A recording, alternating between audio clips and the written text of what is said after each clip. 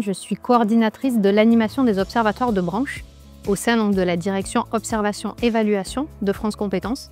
C'est-à-dire que nous sommes une direction qui produit des études et des évaluations sur l'ensemble des dispositifs de la formation professionnelle, et France Compétences a également une triple mission auprès des observatoires, c'est-à-dire leur apporter une animation de réseau, donc leur permettre d'échanger entre pairs, de valoriser leurs travaux, pour faire connaître justement à l'ensemble de l'écosystème leur production. Et donc on organise un événement annuel et on a conçu un site internet dédié à leurs travaux qui s'appelle la Grande Bibliothèque.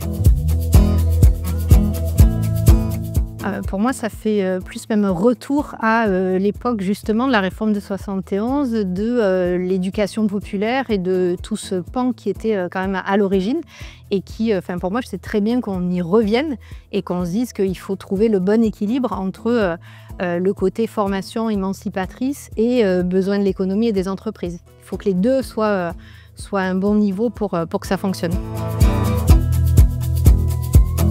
Tout à fait. En fait, c'est un site qu'on a voulu en sens d'un portail unique qui permet aux utilisateurs d'aller interroger tous les sites sur lesquels sont diffusés les travaux des observatoires de branche. Donc, ce sont des observatoires paritaires qui sont pilotés par les partenaires sociaux, donc côté employeurs et salariés, au niveau des branches ou d'un regroupement de branches professionnelles. Et leur production en fait était dispatchée dans tout un ensemble de sites. Et l'idée, c'est que là, avec un seul moteur de recherche, une seule entrée, les personnes trouvent à partir d'un mot-clé ou d'une expression comme un moteur de recherche classique, les contenus qui sont présents dans ces sites-là, que nous on indexe, qu'on actualise toutes les semaines, et pour leur donner accès à ces contenus avec un système de filtres et de catégories, parce qu'il y a près de 13 000 contenus à peu près sur la Grande Bibliothèque. Donc l'idée, c'est après d'affiner sa recherche et d'exporter, d'aller visiter le site internet qui en a été le producteur pour prendre connaissance des tableaux de bord, d'études, de fiches métiers aussi également, à viser d'un très large public.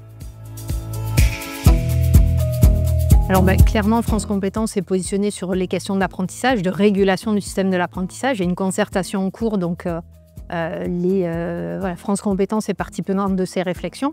Et au sein de la direction Observation et Évaluation, dans notre programme de travail 2025, l'idée c'est aussi d'aller travailler à la question de la qualité de la formation en apprentissage et également avec le regard croisé de l'apprenti, du salarié et du centre de formation. Alors pour moi, il y a deux enjeux clés qu'il faut articuler et qui ne sont pas si simples. C'est le côté IA et digitalisation. Je pense que tous les OF y sont, et même beaucoup plus que certains services de l'État comme nous probablement. Et pour autant, il faut l'intégrer dans une version soutenable aussi, parce qu'on sait que quand même, en termes de transition écologique, c'est des techniques qui peuvent être très énergivores aussi. Donc oui, pour y aller, mais peut-être le réfléchir correctement. Et donc là, je pense que c'est des enjeux pour les formés comme pour les formateurs qui sont immenses devant nous. Ils sont au cœur des enjeux. Tous les organisations, les entreprises, les salariés ont besoin d'évoluer dans un monde qui change tout le temps.